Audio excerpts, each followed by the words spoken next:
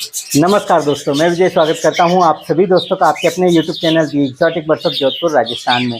दोस्तों, आज के वीडियो में बात करने वाले हैं कि बजरी तोतों के जब बच्चे निकलना स्टार्ट होते हैं तो उसके बाद उनकी केयर कैसे करें जिससे कि बच्चे जो हैं वो हेल्दी और फिट निकलें और जल्दी से उनकी ग्रोथ हो, जल्दी से मटकी से बाहर आएँ और जोड़ा दोबारा से ब्रीडिंग की तैयारी करें।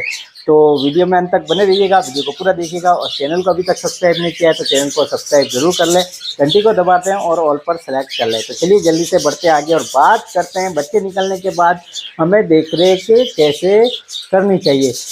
दोस्तों देखिए, ब्रीडिंग से पहले और ब्रीडिंग होने के बाद बजरी बर्ड्स सबसे इम्पोर्टेंट है उनकी डाइट। तो डाइट सबसे इम्पोर्टेंट है। बच्चे निकलने से पहले भी आपको डाइट का ख्याल रखना है, जो सॉफ्ट फूड हम रेगुलर देते हैं, और बच्चे निकलने के बाद भी हमें सॉफ्ट फूड रेगुलर देते रहना है। अगर हम सॉफ्ट फूड नहीं देंगे तो जोड़ा जो है वो बच्चों को अच्छे से नहीं पाल पाएगा, क्योंकि दाना खाने में बहुत मेहनत लगती है और इतनी मेहनत जोड़ा नहीं करता है। कई बार जो है वो बच्चों को बीच में ही पालना छोड़ देता है और कई बार जो है बच्चों को मारना भी जोड़ा शुरू कर देता है, क्योंकि प्रॉपर डाइट ना मिलने की वजह से। कई बार होता है कि हमारे भाई जो है वो दाना भी जो है वो नहीं रख पाते हैं, तो सॉफ्ट फूड तो हमें डेली देना ही देना है। बच्चे निकलने के बाद कौन कौन से सॉफ्ट फूड देना चाहिए, इसके ऊपर एक प्रॉपर वीडियो चैनल पर मौजूद है। उस वीडियो का लिंक इस वीडियो के एंड स्क्रीन पर मैं आपको दे दूंगा, तो वो वीडियो आप ज़रूर देखिएगा। तो क्या क्या आपको खिलाना है, क्या क्या देना है, कैसे देना है, सारी जानकारी उस वीडियो में आपको मिल जाएगी। अब दाने के बारे में मैं बात कर रहा था। काफ़ी सारे भाई हमारे ऐसे भी गलती कर देते हैं कि दाना रखना भूल जाते हैं। सुबह जो है वो टाइम ना होने की वजह से सुबह जो है वो दाना रखते हैं और कई बार जो है सुबह दाना कम रखते हैं और वो शाम को लेट चेक करने आते हैं और पता चलता है कि दाना तो एक दाने का तिनका भी जो है वो केज में नहीं है।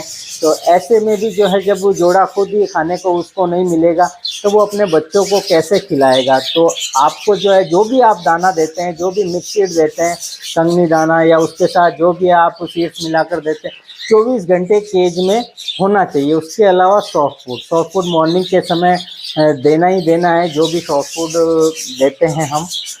इसके बाद कुछ और इम्पोर्टेंट बातें हैं जिनका हमें ख्याल रखना है। उन बातों का अगर आपने ख्याल नहीं रखा, जोड़ा जो है वो मारना भी शुरू कर सकता है। तो सबसे इम्पोर्टेंट क्या बातें हैं, देखिए, जब हम ब्रीड पर लगाते हैं जोड़े को, ब्रीडिंग से पहले हम कैल्शियम्स और विटामिन्स का इस्तेमाल करते हैं। जो भी सप्लीमेंट्स आपको देते हैं तो हम उससे पहले कोर्स करवाते हैं। फिर जोड़ा अंडे देना शुरू करता है, तो अंडे अगर एक दो आना शुरू हो जाते हैं, उस दौरान भी अगर कोर्स चल रहा है तो कोई दिक्कत नहीं है। लेकिन बच्चे जब निकलना स्टार्ट हो जाए तो उसके बाद जो है आपको किसी तरह का कैल्शियम और विटामिन का कोर्स नहीं करवाना चाहिए, ये मेरा मानना है। और आप खुद मुझे कमेंट्स करके बताइएगा कि मैं जो बता रहा हूँ, पहले भी मैंने अपनी वीडियो में कई बार इस बात का जिक्र किया है, और फिर भी आप मुझे बताइएगा कि मैं जो कह रहा हूँ इस बात से आप जो है वो सहमत हैं या नहीं हैं। देखिए, पहले कैल्शियम विटामिन का कोर्स करवाया, अंडे देना स्टार्ट हो गए, उसके बाद बंद कर दें आप, या अंडे देने से पहले कैल्शियम विटामिन का कोर्स करवा दिया आपने, तो बर्ड्स के लिए ठीक है। बर्ड्स की जो भी कमी है वो उससे पूरी हो जाएगी।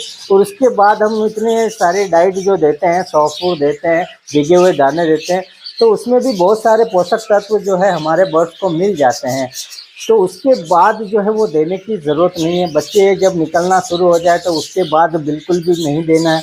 अब वो क्यों नहीं देना है ये भी मैं आपको बता दूं। ये सवाल भी आपके जो है वो दिमाग में आ रहा होगा कि भाई क्यों नहीं देना है। तो देखिए, अगर आप जो है वीक में या हर 4-5 दिन में, काफ़ी सारे भाई ऐसा करते हैं, मेरे पास लगातार जो है वो मैसेज आते ही रहते हैं और अपनी वीडियो में कई बार दोहराता हूँ और फिर से दोहराता हूँ, और काफ़ी सारे भाई कमेंट्स भी करते हैं कि भाई आप एक बात को बार बार दोहराते हैं। तो भाई बिल्कुल मैं दोहराता हूँ, मुझे लगता है कि दोहरानी चाहिए तो मैं दोहराता रहता हूँ, कोई दिक्कत नहीं है। तो बच्चे निकलने के बाद जब कैल्शियम विटामिन का कोर्स हम करवाते हैं, उससे ये होता है कि जोड़ा जो है वो दोबारा हीट पर आ जाता है। ठीक है।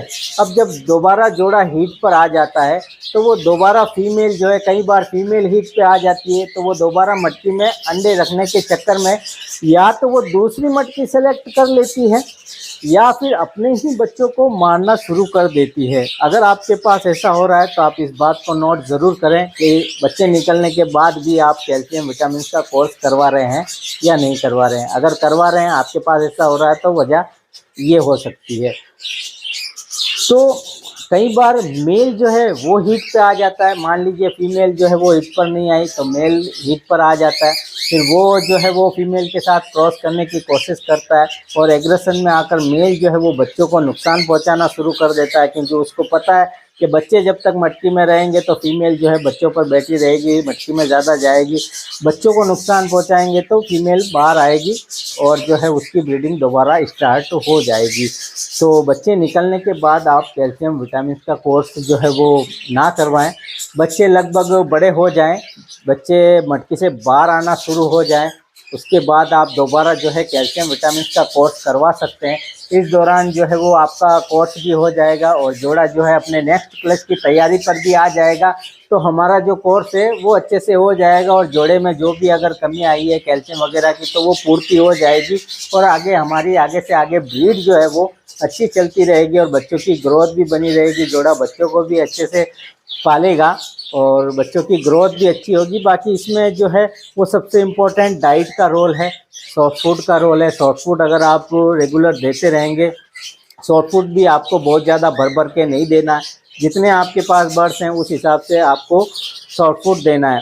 उसके बाद अगर आप कॉलोनी ब्रीडिंग लेते हैं तो आपको जो है वो बच्चों को, मटकियों को लगातार आपको चेक करते रहना पड़ेगा कि किसी मटकी में कोई प्रॉब्लम तो नहीं चल रही है, कोई बच्चा वीक तो नहीं है, पेरेंट्स जो है वो फीड कैसे करवा रहे हैं, ज़्यादा बच्चे तो नहीं है किसी मटकी में बहुत ज़्यादा बच्चे हों, बड़े बच्चे हों, साथ में बिल्कुल छोटे बच्चे हों, तो इन छोटों बच्चों को दूसरी मटकी में शिफ्ट भी करना पड़ता है।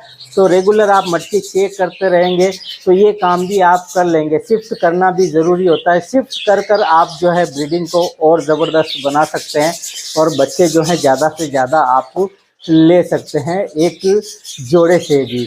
और एक जोड़े से ज़्यादा बच्चे जो हैं वो कैसे आपको पलवाने हैं वो मैं नेक्स्ट वीडियो में एक अलग तरीके से बताऊंगा, जो पहले शायद आपने नहीं देखा होगा। शिफ्ट करना तो सब बताते हैं, लेकिन शिफ्ट करने का एक यूनिक तरीका बताऊंगा जो आप सभी के लिए बहुत बेहतरीन होगा। जो जोड़ा एक दो बच्चों को नहीं पाल पाता वो जोड़ा जो है 5-6 बच्चों को भी पालेगा। तो उस वीडियो का इंतज़ार ज़रूर कीजिएगा।